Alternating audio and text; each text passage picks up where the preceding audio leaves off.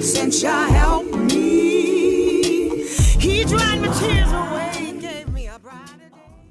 Hello, and welcome to GCMS Podcast. I am author Tanisha R. Franklin, the author of the series God Changed My Story. Here tonight, I have my new co-host with me, Miss Cynthia Betts. Hello, everyone. Yes. We are excited to be here tonight. This is our very first episode in 2026, and we are celebrating year number 2 of GCMS Podcasts.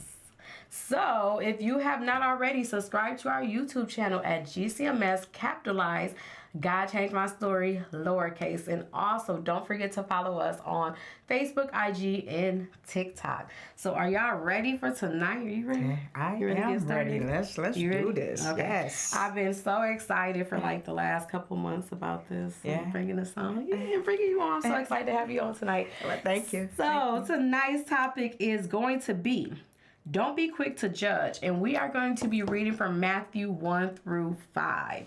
And of course, y'all know I'm coming from my Tony Evans Bible. This is my favorite Bible. Y'all need to get this Bible. So it says, do not judge so that you won't be judged.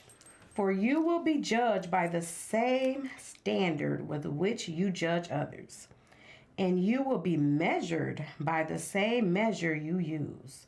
Why do you look at the splendor in your brother's eye, but, don't notice the beam of wood in your own eye? And 4 says, or how can you say to your brother, let me take the splendor out of your eye, and look, there's a beam of wood in your own eye? 5 says, hypocrite. First, take the beam of wood out of your eye, and then you will see clearly to take the splendor out of your brother's eye. And that came from Matthew 7, 1 through 5. So let's get into this, Miss Cynthia. Let's get into this topic. Let's get into it. So, the topic is, don't be quick to judge. And the first question that we're going to get in discussion with and kind of flow into this is, why are we as people quick to judge? Many times we judge people for the very thing we have done before in our lives. You want to start us off? Or you want me? Well, I first want to define what judging is, or judgment is. And, it is defined as the ability to make considered decisions or to come to sensible conclusions. And with that being said, I think one of the reasons why we as a people are quick to judge is because, one, it's a many reasons. You may be feeling inferior towards that person. That's good. That's real good. And not even knowing that person, but that person's or their way of style of dress or way of being or economical status or whatever the case may be. So that's one of the reasons. I want to know what you think. I agree with you on it. I think that a lot of people tend to judge because sometimes we forget where we came from. Sometimes we go through a period in our lives, but when God brings us up from that, we forget where we were at that moment, and we begin to judge people because we think that we are better than them. And a lot of times when we go through it, then God brings us out. You're still going to go through, but I'm saying is you are not going to be in the same home that you're in. You don't get into this home and then you look down on the people that are in apartments. For that is supposed to be your story so that you can go to people and say, God brought me from this, not for me to go to you and say, oh, you in an apartment? Oh, well, I got a house. That's not what it's supposed to be. Honestly, you probably shouldn't even know that I have a house unless we kind of get into that conversation. But I do believe that a lot of people, from my experience and what I've seen, people forget where they came from. Like what you said is really good, I think. It's jealousy too. Yeah, that plays a factor. Yeah. So that's where judgment comes from, because I can look at you and say, well, I want her house, I want her car, but yet don't I don't know. You read my mind. I don't know what it took for you to get there. That's right. And sometimes people make that mistake because when you begin to say you want something that somebody else has, then guess what? God will take you through that storm. Mm-hmm. But I don't want what you have. I don't want what nobody have. I want what God has for me. That part right there. So that is where my perspective is. And then also sometimes people feel like it is a norm to them. You know what I'm saying? Like it's a norm. It's a norm for me to judge you and your children. Mm-hmm. But then when that same thing I may go through with my kids, then I'm like, oh, God help my kids. But yet, here I am judging you. And God will show me that. Yeah. You stay here and judge Cynthia and her child. Mm-hmm. So why should I help you and your child? Mm-hmm. And I may be going through that because of the fact that I judge That you judge. and, you know, opinions, the way someone looks, you know, all type of things to why we as people are quick to judge, or someone has a quick comeback, or we feel like they have a nasty attitude, or they could be just having a bad day, and you are the, you know what I'm saying? So it's not just one set thing on why we as a people judge. It's a collective of things, a whole body of things, and to judge someone means that you're forming an opinion about them. And this happens often. Like, you know, we form opinions about people that, you know what I'm saying, we see in a grocery store. That is true. Or that, you know, we work with, our co-workers, or whatever the case may be, and not really be knowing what's going on in that individual's life. So it's a lot of reasons why we are so quick to judge, and the insufficiency in us. That's another reason why, you know what I'm saying? That is true. Yes, we do tend to do that, and it is really sad. You know, you see it so much. It's like the norm.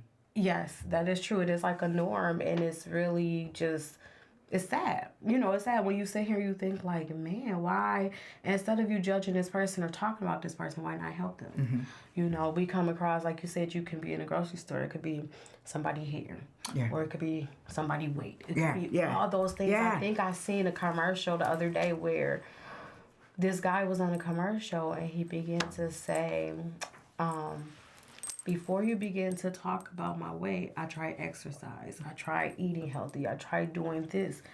But instead of you talking about me, I'm still a person. Think about my feelings. Think about why you're sitting here saying making these comments about me.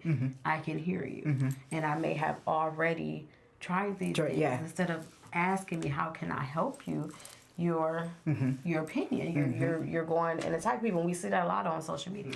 You see that a lot on TikTok. You see that where people put up things on TikTok and then we are quick to just go in and judge them and think that we know everything that's going on in this one little video. When there's so much around it, they're putting it out there just because they may be talking about their kid or something, or even hair. You see that a lot. You know, people get on here. Well, you shouldn't comb your baby hair like that. Don't use a comb. Oh, don't use these rubber bands. You know, you're like, and people will say like, why are you, this is her child. Well, obviously the hair is growing, so leave it alone. So it's things like that we tend to judge, and it's really sad. But like you said, a lot of times people do that because it's like they're jealous of what you have. And it's something missing in them, or it's something in them that they haven't, you know, dealt with, some unresolved thing that they're not dealing with. And, you know, I don't really care for the people that always got something negative to, you know, say about any and everything, not just about people. You know, you can say it's raining outside. I'm so sick. You know what I'm saying? Just, you know. Always got something to complain about every single thing. You're never happy. It's those people that you don't want to say how you doing. Or if you see them, you go down the other way, you know. I'm trying to run into them. Oh my gosh, yes. I think I told my husband, it's like, I'm not talking about the way it was like, man, when I call this person, I don't even want to say how you doing because they're going to get in this whole story when I just want to hear them say, I'm good, I'm blessed. It could be, you know, I just don't want to hear because it's like, sometimes, like, I'm not trying to be mean by saying this, but you know my story. Like, I got the kidney failure, and then a lot of people follow me on TikTok. I talked about my knee and all of this stuff. So to hear people complain about something so little, and I'm just sitting here like, any day I wish I could just take that little bit for me right now and not have to sit here. I'm not worried, but it's still an idea in my head that at some point I have to get a whole transplant. And I'm sitting around here and I'm like, I got a lot that I could be complaining about, but I don't. And then I say, oh, I don't know why I'm complaining to you because you got all this stuff going on, and I just sit back here like. and even in that, somebody else may say, well, you know, your health issues is your fault. Exactly. You know? Yes. You shouldn't have been. You know, just. You know, those little things. The little things, and I think a lot of people do it, and it's unconscious to them. They just it's like second nature for them. Yeah, for the norm. So. Or also, you know, one thing that it could be how was they raised? How did their parents judge people? How did their parents? And I'm not like getting on like saying nothing about my parents or my household, but I'm just saying growing up, we all have changed. We all had done this, but that was a thing in my family. It wasn't just my mom, it was my mom, my aunts. You know, sometimes it was like, it would be judgmental, you know, so it was a norm for me. And I say that because it's like what you see growing up, you go into that, you know, and I talk about it all the time, especially like with my marriage. I'm not down in my mom, I'm not down in anybody in my family, but I did not grow up in a home where I seen this perfect marriage. My grandmother did before she passed away. She was married for like a couple years, like years before. And I seen that. I seen that's how the marriage is. But she also taught me how to be a wife before I was a wife. She always said things to me. You don't do this to your husband. You don't do that. You know, things like that. But still, even though she said those things to me, I still went into my marriage the wrong way. And God had to rebuke me on it and show me how to be the wife that this book says. Even though I didn't see that, he's like, it still doesn't matter. I'm going to take you to this book. Go read in Proverbs. This is what I expect of you as a wife. So sometimes with that example, what are you saying in your home? You have to watch what you do around your kids. That definitely is a factor. Yes, and I have to watch what I do around my son. Like sometimes my husband joke, like, we're not arguing because I don't want him to think, you know, we're arguing, and then that becomes a norm with him. My parents argue, so when he gets older, I don't want him. When my parents argue, my dad argue with my mom, so I'm gonna argue with you, you know. So those are things that you just have to watch. I'm not saying that, I mean, as we get older, some things we know not to do, but there's some things we don't. You know, it's things I've said to my husband all the time, like, I don't understand that because this is not what happened in my home versus what happened in your home. You expect me to know this, but that wasn't a norm for me. You know, I mean, it's probably the right thing, but in my home, this is what happened. So I get it now because I'm seeing it, and you're telling me it, but you can't, you know, look at me like, you don't know how to do that. You know, that type of thing. But, you know, I think judging can be not just negative, it can be positive also. Especially if, you know, what you're seeing and what you're forming an opinion on is factual, is actual. It has some merit to it. You know, and the scripture that you read over in Matthew, you know, about being hypocritical, that's not what we as believers, you know what I'm saying, should embark upon. And Jesus really warns, you know, against being harsh and hypocritical and, you know, condemning and things to that nature when it comes to judging. So there is a good and a bad, you know, giving constructive criticism. That's a positive judgment.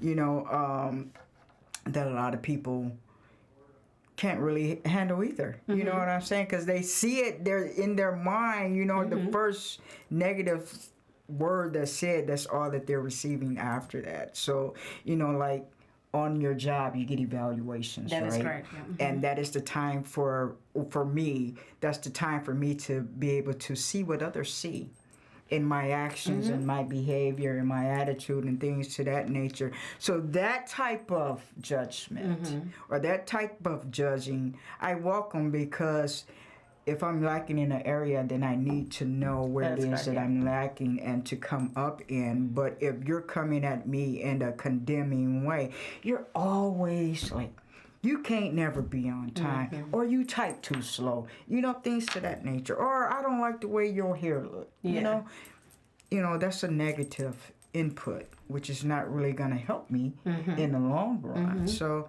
judging has a lot of factors to it. It's not just a black or white type of thing. Okay, that's good. That's good. I didn't think of it that aspect. I didn't think of it in that way. So that's really good. That's really good. Yeah, because when you think about it, we are living epistles read of men. Now, I'm not talking about the secular world, because the world loves its own. You know what I'm saying? Or hates its own, whatever the case may be. But when it comes to, us as believers, it is so widespread for people to judge within the church perimeters. An outsider that's coming in, you know what I'm saying? And, they may not even been affiliated with the church growing up, but they get condemned because their dress is too short.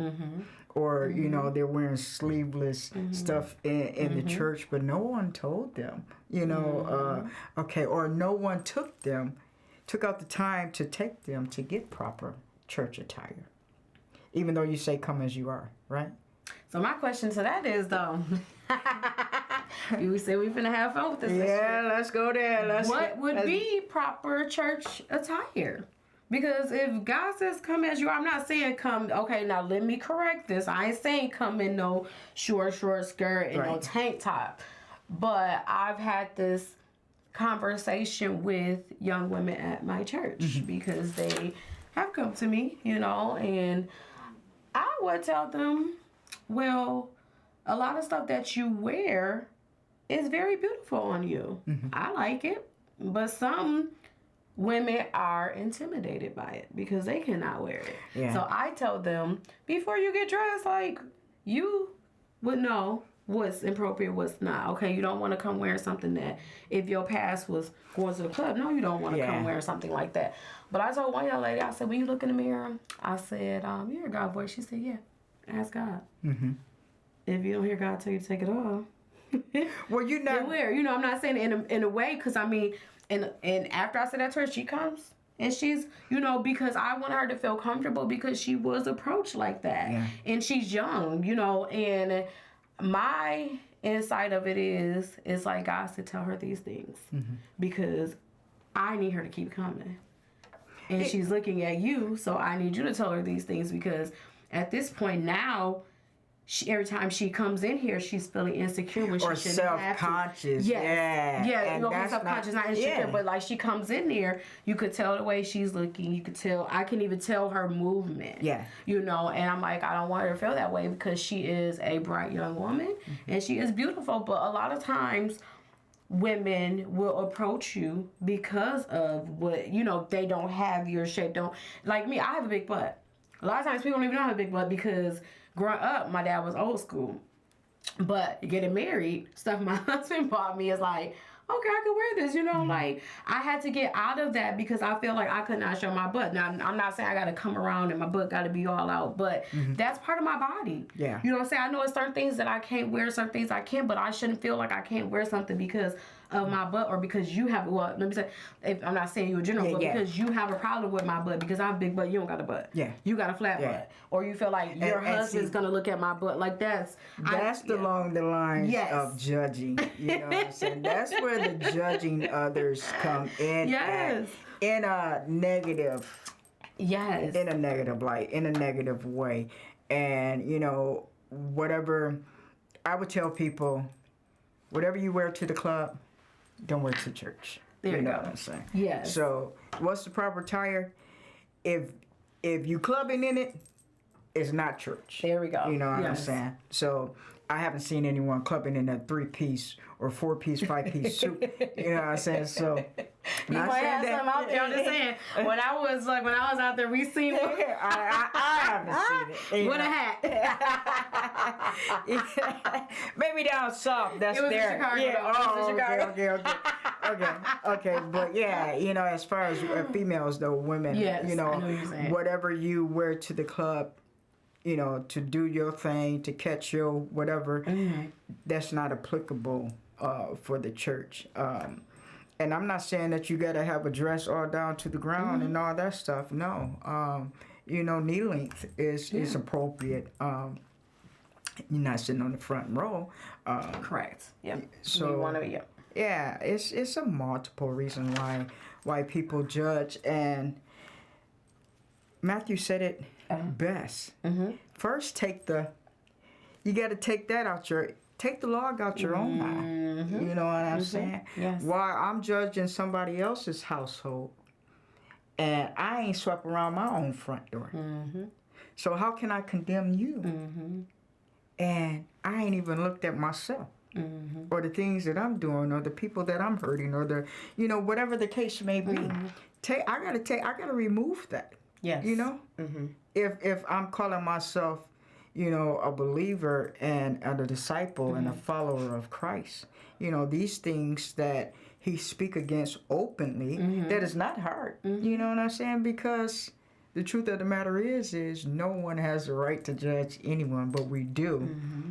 And we do that from a impure place. Like I said, constructive criticism, that's different. You know, you want to know, or you should want to know what area you're lacking in, or what area you need to work on to be the better version of you that you can possibly be. So that's different. We're not talking about that. We're talking about condemnation. You know, you judging somebody based upon they don't even like you. You know what I'm saying? They don't even know you, but the person that they kick you with don't like you, and they don't even know why they don't like you. But now all of a sudden, you know what I'm saying? I can't talk to you because that's my girl. You did something to her, but I don't know what you did. You did something to her before I even came in the picture. Now I don't even like you because you did. Yeah. It don't make no sense, but yes, that is true. That is true. So would you say that judging, when we judge people, is that based on the type of relationship we have with God?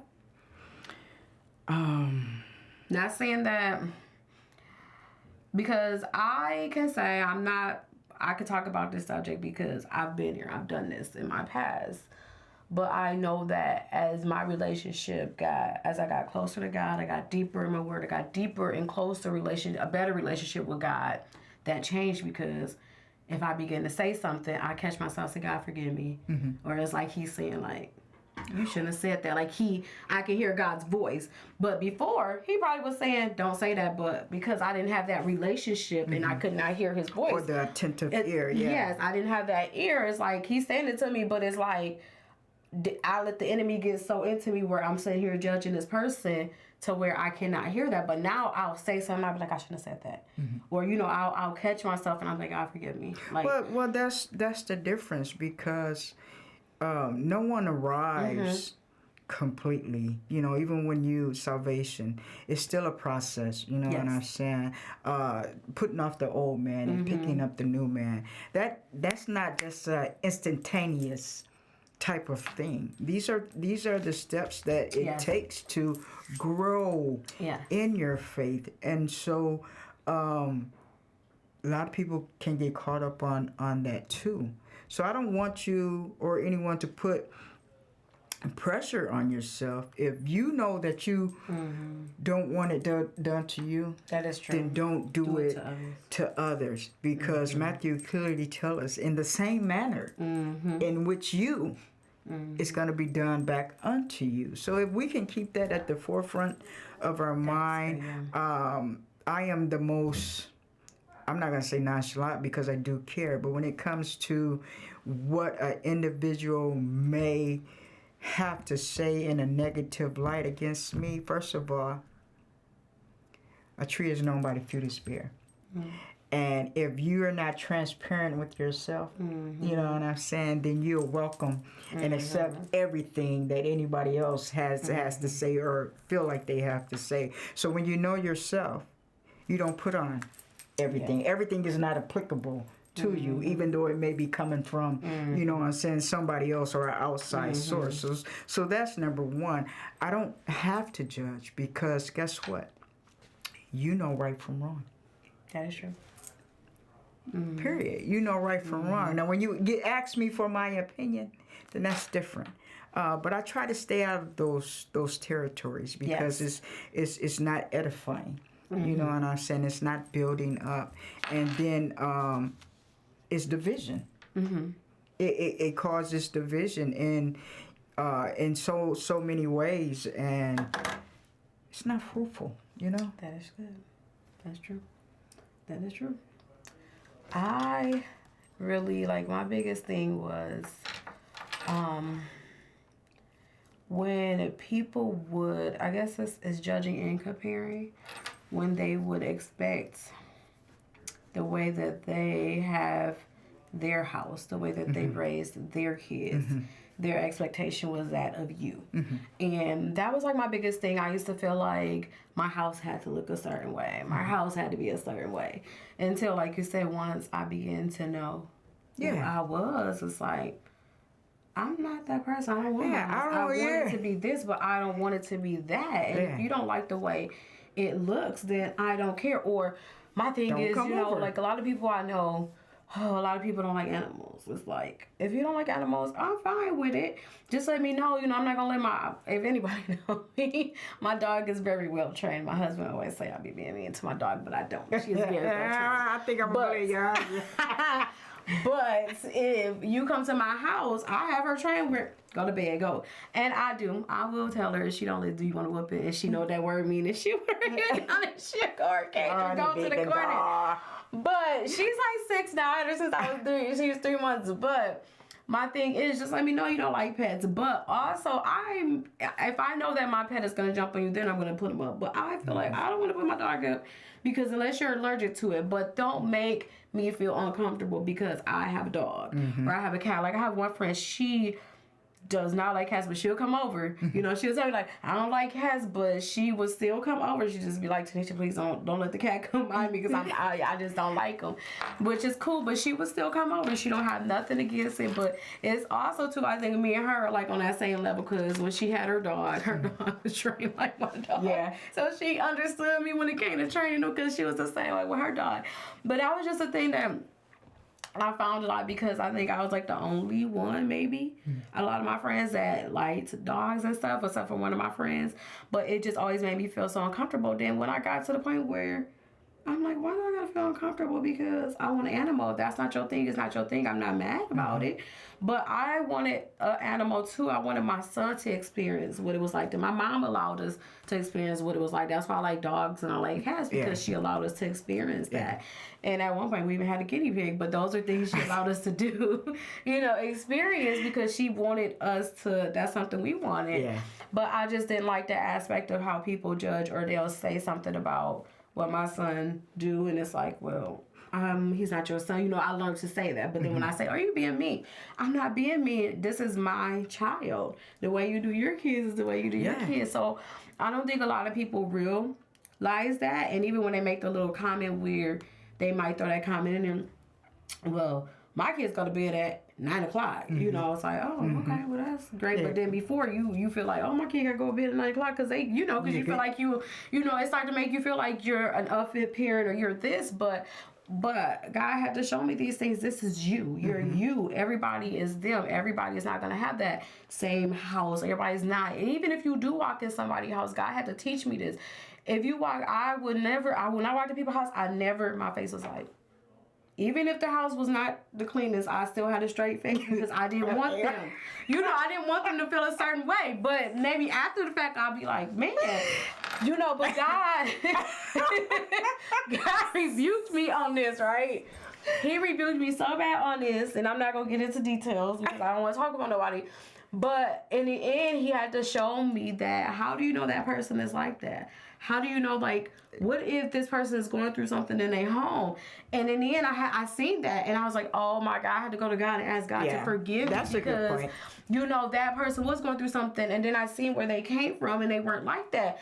But it was just like, man, but then I kind of understand. I'm not saying like my husband, my son, but they have their moments. I have my moments. I'll be like, you know, God had to work with me on that, because that was me and my husband argument. I used to be on him. Now I joke with him, and then sometimes I do be like, look, I didn't just mop that floor and you did that, you know. But now we joke with it, you know, like I'll joke with him. I think I told one of my friends, like, I told him, oh, you live in the living room now? You know, like, it's little things like that. And I'm telling you now, it ain't like a bother. It's not a bother to me. And I have talked to women about that, because I'm tired, I'm doing this, but you don't have to do it at that moment. You're so used to that, or used to what people are going to say if they walk in. Yeah. If you walk in my house, I tell people my house is lived in. I have a husband and a child. It's lived in. What do you expect in my house? You're not going to come in and see everything in order. And I had to learn that, because my grandmother was like a strict person. But she also told me, watch what you buy when you have kids, especially if you have boys. Why am I going to go out and buy a big glass table with some white furniture, and I got a little boy that is a typical boy, get mad at him. Yeah. You know, so those are the things that I've learned, and I've learned to overcome, you know, and not feel like I wasn't worth something because of how people looked at me.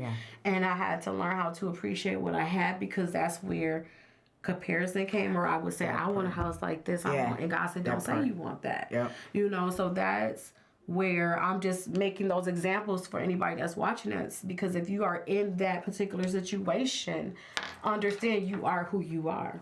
And if you want to do better in an area, and you know somebody that's doing better, go ask that person. You know, how did you do this? How did you get your house from this? Or how did you, because I learned that it took a little to make my house look nice. I didn't have to go buy expensive stuff. You know, my grandmother taught me that, but then I began to think differently when I was around certain people. I just felt like my house had to be this way, it's got to be that way. But I had to learn, like, my husband's not their husband, my kids are not their kids, and I'm not them. I am who God made me to be. Another reason why I think is people are so quick to judge is because it's socially accepted. You know, everybody has an opinion, and everybody via internet is able to voice their opinion, whether they have any merit to it or you know, anything to that nature. And society plays a huge factor. It does, yes. And people being quick to judge, or it's just unbelievable. But our judgment is not bad. The only way that judging someone can be bad is just in a negative light and unpure and unkind type of way. And so you know when someone is being mean to you. You know when someone is doing, you know, making a smart remark or trying to, you know, slight you or different things to that nature. But we as a people are very, very quick to judge, and I have been guilty of that in my past too. I'm like, yeah. You know, and I don't really have to voice it, but my face will say it. You know what I'm saying? And I've been was laughing when I said, I've been working on that. Or to walk to somebody's house, and that's how you like. I gotta go. I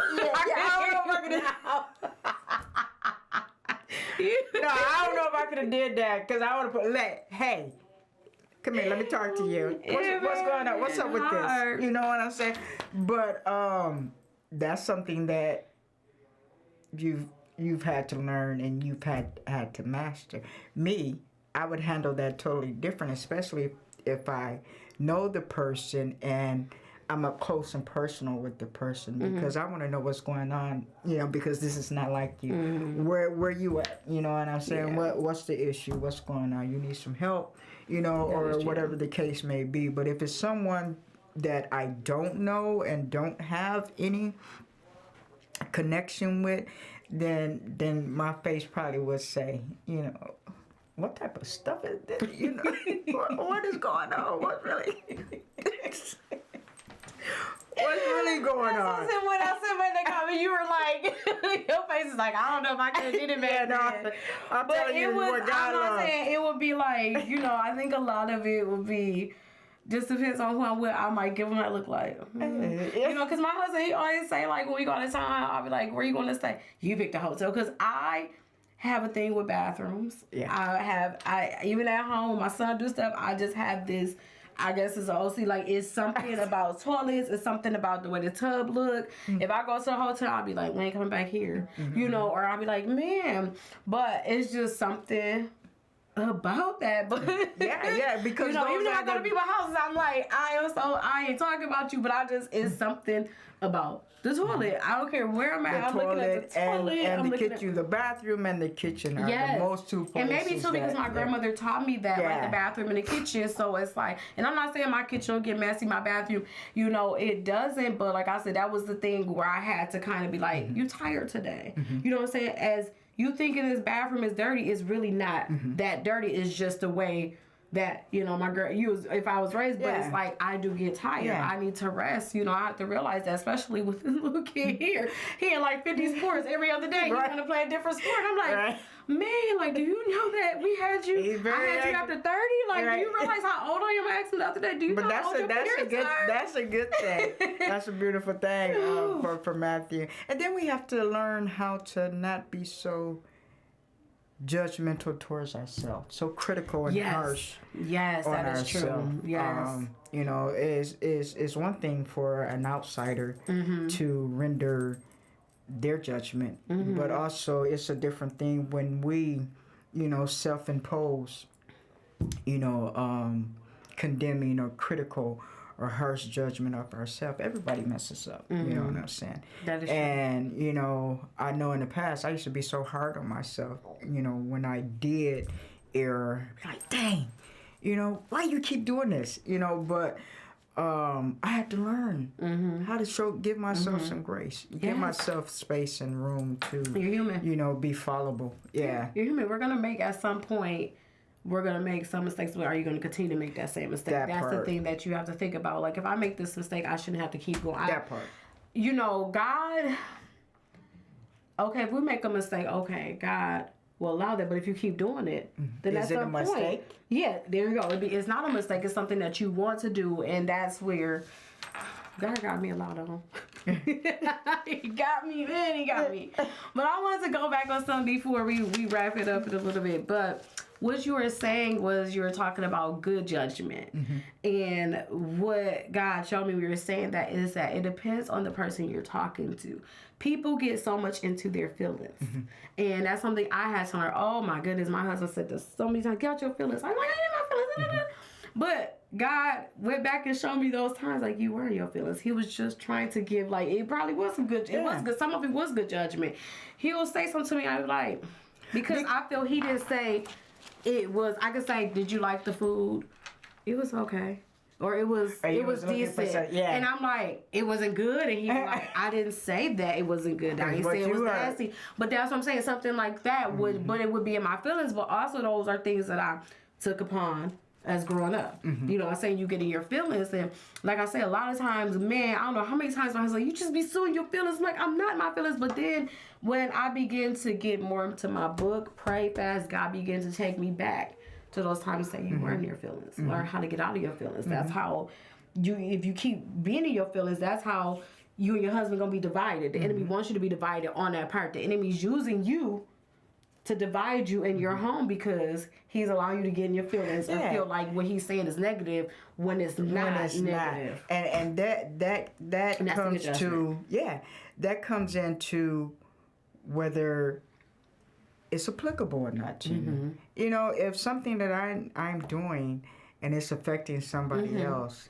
and they're telling me that I'm doing this and it's hurting them and I can't see it because I got my own viewpoint of what it is that I'm doing or what it is that I said, or I ain't say it like that or I ain't mean it like that, but it came out like that, so if it's applicable, then we know whether or not, what we do or what someone said is applicable to us and therefore we feel like they're judging us. And in reality, we can't really be true with our own self. You know what I'm saying? We can't call a spade. We can call a spade on everybody else, but when it comes to us, we can't be transparent and say, yeah, that fits me.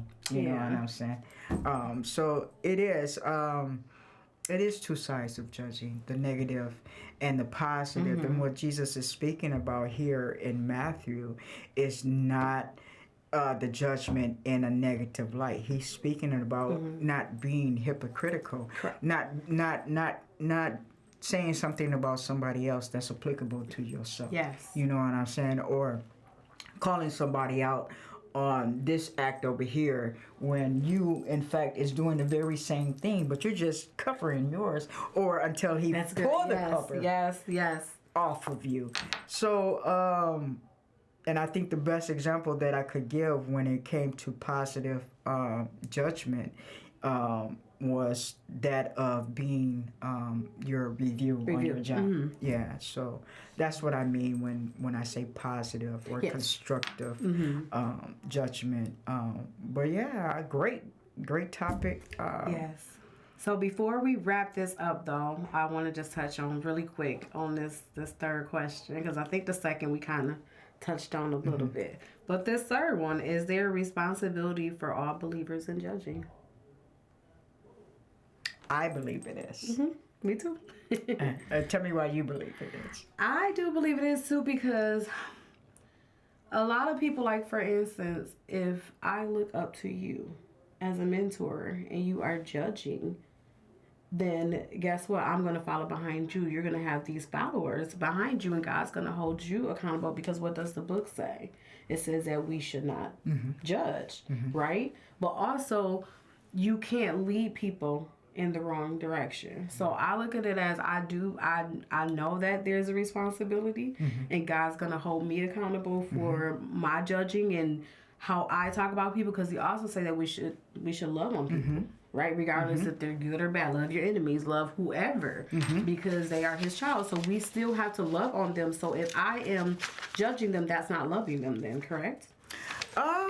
Not in totality. And I mean, if it's a bad judging. If it's a bad I'm sorry, because I know we have the good judging, so I don't want to confuse that. Let me do that. But if it's coming from an unpure, correct, okay, unholistic place, if it's coming from a selfish place, a place that's critical, you know, of others, be it you don't like them, be it you don't like what they got on, you don't like how their voice sounds, whatever the case may be.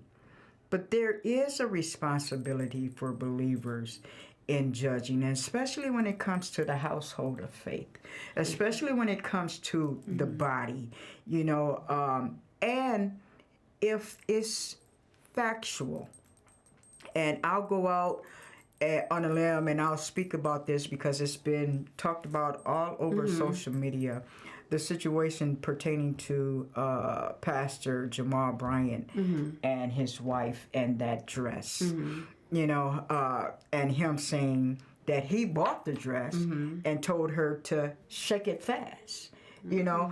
Well, that's something that should have been in the privacy, correct, you know what I'm saying, of your home and your bedroom. It was not the point that he bought the dress. And a lot of judgment came flooding in from the outside and from the inside. My theory is, as a first lady, there are appropriate and inappropriate, you know what I'm saying? And even though the dress gave the appearance, why would you want to, you know what I'm saying, have all this negative, you know, impact that's going to come behind this, because it did look like you was nude. A portion of you looked like you was nude. Yeah, so that in retrospect to that, because he made that decision, am I going to say, oh, you're not worthy to be a pastor? Now, I'm biased towards him, period. That's my own issue to work out. You know what I'm saying? That's my own cross to bear. I'm very biased towards him because as a leader, as a pastor, you know what I'm saying, as an influencer, you know, the Bible tells us, be careful. Everybody wants to wear this backwards collar, but you don't know the cost and the price that you're going to have to pay. Because in the same book that you read from, it teaches us how the leaders cause the people to err.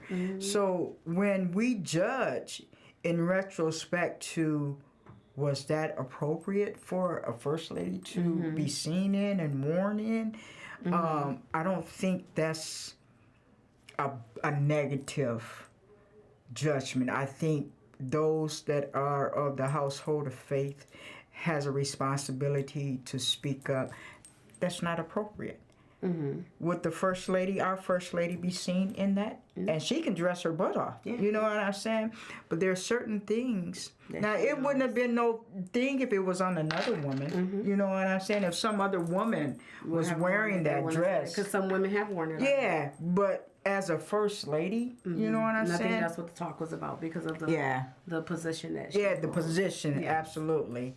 So in judging that, that's something that's factual. That's something that's actual. And that's something that, you know, the righteous can say no. No, there's a standard to holiness. You know what I'm saying? And that's not upholding the standard, you know, not to the church, but to holiness, to the gospel. Yes.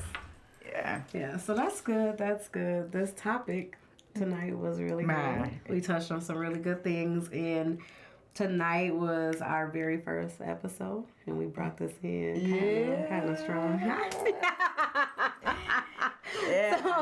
So let's wrap this up until you know it's not okay to just go around judging people based upon what they look, what they wear, what they drive, what their money status is. Those are the negative inputs of judging that we really want to stay clear of, you know. And even if we're thinking it, you know, it still has a way of finding itself, you know, working itself out on the outside, because it takes place on the inside before it can manifest on the outside. So those are the things that we probably should, you know, self-check ourselves on, you know, when we're going about our day and meeting people and crossing people and things to that nature. But when it comes to the gospel, absolutely. And if you want to condemn me for that, I'm going to speak up for what is right, because holiness is right, and there's a standard. A standard, yes. That's all I got for you. Okay. So we will end on that note, and we will wrap it up. And thank you for viewing tonight or during the day or whenever you view this. And we pray that you guys have a blessed night. And go back and look at Matthew 7:1-5 and ask God, where did this apply to you? It applies to all of us, but to you personally. What are you doing in your life? Are you judging? How can you get past that? Or how can you overcome that portion of your life and grow in that area? Correct. And listen, God changed our story. Yes. And we know there's many other of you out there that God has changed your story. Yes. And we want to hear it.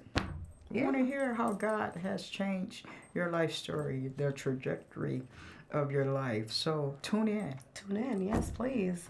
We will wrap this up, and we will see them on next one, right? Next one. Yes. Don't forget to subscribe to the YouTube channel at GCMS capitalized God Changed My Story.